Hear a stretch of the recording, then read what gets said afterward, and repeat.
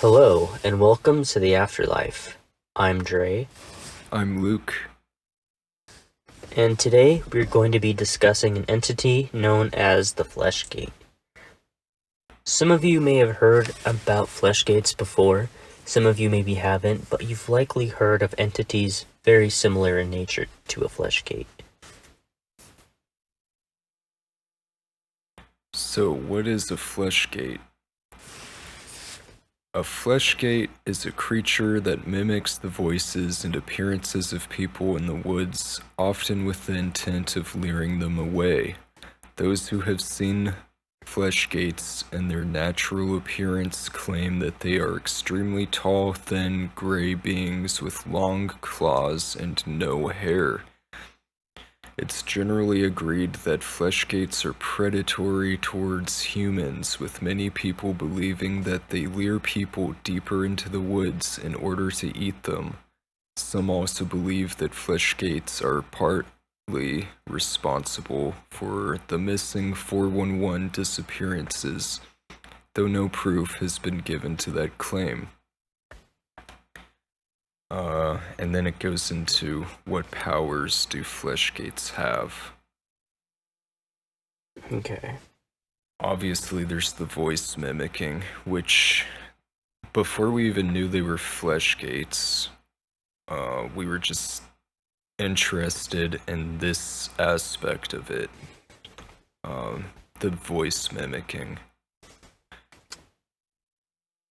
And there's a few other entities that are similar to Fleshgaits. And then we're going to get into the origins of them. But the other powers that are reported are super speed, excessive strength, and shape-shifting. So with the origins, you were saying Fleshgaits in particular seemed to originate as a creepy pasta. Right, so in the research that I was doing, and I didn't really have to dig super deep, this is kind of surface level. Some other content creators had done research as well, and they were all kind of saying the same thing, that this Fleshgate kind of originated the term around the 2010s on a 4chan thread. And it was a story very similar to that of a skinwalker or a shapeshifter. And it was kind of like an entity that lured people into the woods, maybe took on some kind of animalistic form, or mimicked the voice of, like, maybe a fellow hiker who got lost or something. So,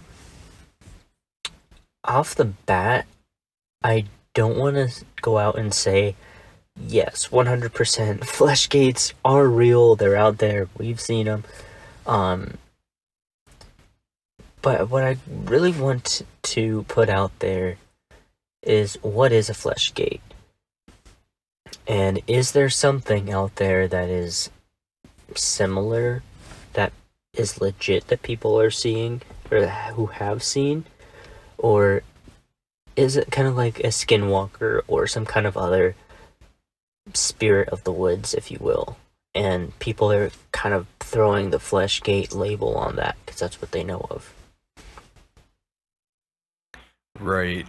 So And could have been at least inspired by skinwalkers or wendigos or forest spirits. oh yeah, all of those. But as And I far have a as the collective conscious of it and just manifesting. yeah, so there's actually a word, there's a word for it. Let me pull it up real quick. There is a belief that you can wish something into existence. And there's different traditions, different cultures have this kind of same belief. There was the Tulpa, if I'm pronouncing that correctly, in like Tibetan Buddhism. Now, to my knowledge, the Tulpa is more of kind of conjuring up some kind of like a manifestation of your thoughts. But from what I could tell, and I haven't done like extensive research in that topic, but from what I could tell, is that's more of you doing a lot of rituals to kind of bring about something that you've created in your mind. So what kind of comes to mind like that is, did you ever see the Goosebumps movie with Jack Black? No, I saw the trailers for it. It looked good though. Yeah. So it's a pretty funny movie. But in that movie, he plays, R.L. Stine, the guy who wrote all the Goosebumps books, which, terrified me as a kid, by the way. But in the movie, basically all those creatures, all those entities that he created in his books, spoiler alert, they all come to life. So in my mind, that's kind of like how I'm envisioning a tulpa. Now, this Right. other word here is it is Igoros, which is like Greek, or Igor, and it is an esoteric concept representing a non-physical entity or thought form that arises from the collective thoughts and emotions of a distinctive group of individuals. And I remember hearing years ago, I was listening to something very similar to what we were doing tonight, and it was on whether the Slender Man was real. And I don't know if you remember the case, but I think it was around 2016. There was a case of these middle school aged girls, and they lured, I think it's the 3 girls, and they lured one of their friends into the woods, and these 2 girls began stabbing the third girl. Do you remember hearing that at all? No. So, yeah, I remember this happened, and the defense was that the Slender Man made them do it. Whoa. Now, was it just some kids that were just, like, severely, having some mental things going on, some mental hang-ups? Could be. And probably for them, the Slender Man was real in their minds. Yeah, like, But would does that have happened if they never heard of the concept known as the Slender Man? Exactly. Now, because of that, does that mean that did they believe in it so hard that they kind of manifested the Slender Man into existence? I don't know. And that's kind of like a wild concept to talk about. Just believing in something so much that you wish it into existence. But I mean, like, what do entities, what do ghosts, demons, other spirits, what do they feed off of?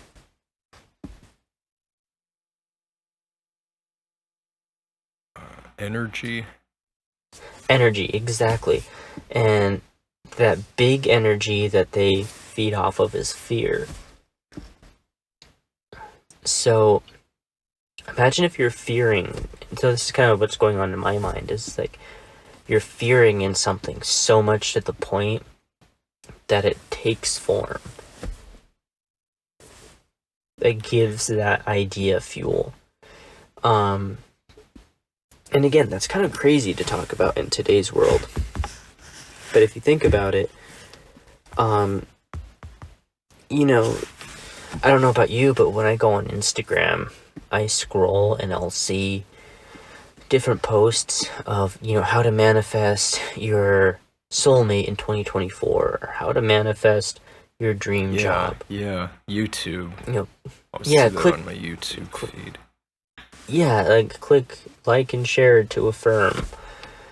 So there's something and I remember when we were interviewing Sean and Cody, Sean was saying that there's something really spiritual about this younger generation. So for me, at least in my mind, I don't think that's too far off. Right, and here's the thing. With the Slender Man, I don't know if that's based off of anything really, but with Fleshgaits, it seems to be based off of entities that are more concrete, entities that have been talked about for perhaps thousands of years, like the skinwalkers and the wendigos. And some people even theorize that some of these mimicking entities could be extraterrestrials. Right, yeah. Yeah, I mean, are they malicious? I think so. Like, it just seems very manipulative to mimic someone's voice or someone that they know or love or care about, to mimic their voice to try to draw you out. That seems to be their intention. So there's that, and then there's something even darker about that is sometimes people have reported hearing it, knowing it's off or knowing they're alone, and still feeling this sort of pull towards the sound, towards the voice, like they lost control of their body. Yeah, that's scary. 'Cause I'm just imagining being out in the woods by yourself. Right. I mean, And that, have I you think ever that's had... where it happens the most, in the Yeah. woods. Yeah, no, that would be really scary. And for me, like, what I'm kind of seeing is this pattern it really reminds me in a lot, in regards to the rake, which Oh, yeah. I've never heard of a Fleshgait, until maybe a handful of months ago, I'd say. The rake I heard when I was probably like 11, 12 years old. And it sounds like they came out around the same time. So, but again, like with the rake originated on like internet forums. But you still hear stories of people that have claimed to have seen the rake or see some like humanoid, like hairless creature in the forest. So again, that kind of goes back to that manifestation. Sort of a creepypasta too. Yeah, definitely. He 100% was. But I've even heard of people claiming to have seen humanoid, like hairless creatures roaming around. Now again, if it's someone writing online, yeah, that could just be them making it up. It doesn't have to be real. But I have also heard of people like catching like humanoid figures, on camera. So again, in my mind, that kind of echoes back to, is that a rake? Is that a Fleshgait? Or is it some kind of unknown creature that we're kind of mislabeling as something? Yeah. Well, whatever it is, we'd like to leave you with a few things to maybe help you protect yourself against these things. Hopefully, whatever it is that you're dealing with, this helps you. This is what are Fleshgait's weaknesses. There are many reports of people using white ash to protect themselves. Many people believe that hanging a bag of ash over a doorway or keeping one in your car can protect you. Some people will even put some ash on their forehead as a method of protection. And I thought that was funny and worth mentioning because it just gives me another reason to smoke tobacco. Yeah. And so there's also some other sounds they make aside from mimicking people. There's people have noted that screams, low moans, and dual-pitched shrieks are all heard prior to Fleshgait sightings. It could be their way of communicating with one another. And chittering sounds, often described like a noise from Alien, that 80s movie. This quick teeth chattering sound tends to happen at times when a Fleshgait is about to strike. So if you hear that, run for sure. Fleshgaits occasionally hiss. Whistling in the woods is considered to be a bad omen by many Native American tribes, as well as in certain groups in Asia. Many ascribe them to both skinwalkers and Fleshgaits alike. So those are just some tools, I suppose. I don't know if they work, but it's better to know than not know, I suppose. Yeah, and that really reminds me, kind of like similar to, well, like you mentioned, like in like Native American culture. I know it's like a big no-no to whistle at night, and I have heard that in other places also. Give me goosebumps. I've done that way too many times. 100%, I'm on board with that. And because I think if you whistle, the belief is like you can conjure the dead, or like you can awaken the dead, something like that. Also, there is an entity in South America, and I want to say it wasn't in Mexico. It might have been like a Nicaragua, or maybe like Guatemala or something like that. But there is a entity known as I think it was the Midnight Whistler, and you hear this whistle like off in the distance, but the catch was if the whistle sounds like it's further away from you, the entity's closer. So it's kind of like reverse. But yeah, that's kind of what that reminded me of. So we'll have to do an episode on that, guys, sometime. Nice. So, any other closing thoughts?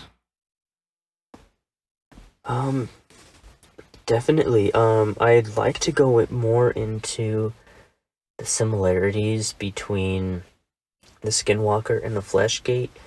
However, I'm by no means an authority to speak on Skinwalkers and or shapeshifters. I mean, I feel like I could, but I don't think that would be legit Skinwalkers. I think the internet has kind of tainted the word to where the actual Native American Skinwalker has kind of fallen away from what it actually is, which is like the best of my knowledge, is like more of like a shaman, like a witch doctor. So, but again, I'm like by no means an authority, so I don't want to say anything that's wrong. So, maybe we'll have to get someone else at some point that knows more. Right. About Yeah, that's what I was that. about to say. Yeah, we'd like to get someone on, so if you're knowledgeable in that, in skinwalkers, feel free to reach out to us. But yeah, as always, the Fleshgait, is he real? Is he an internet legend created by a bunch of people on 4chan? That's for you to decide. But let us know.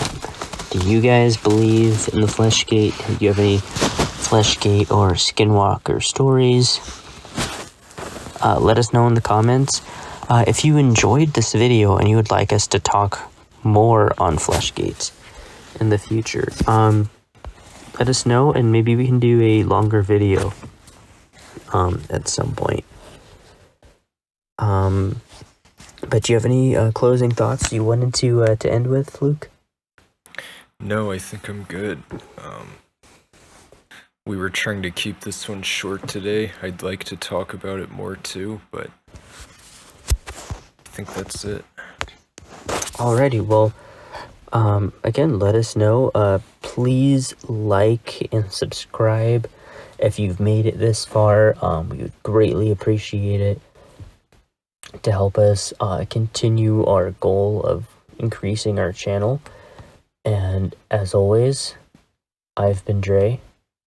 I've been Luke. And we'll see you on the other side.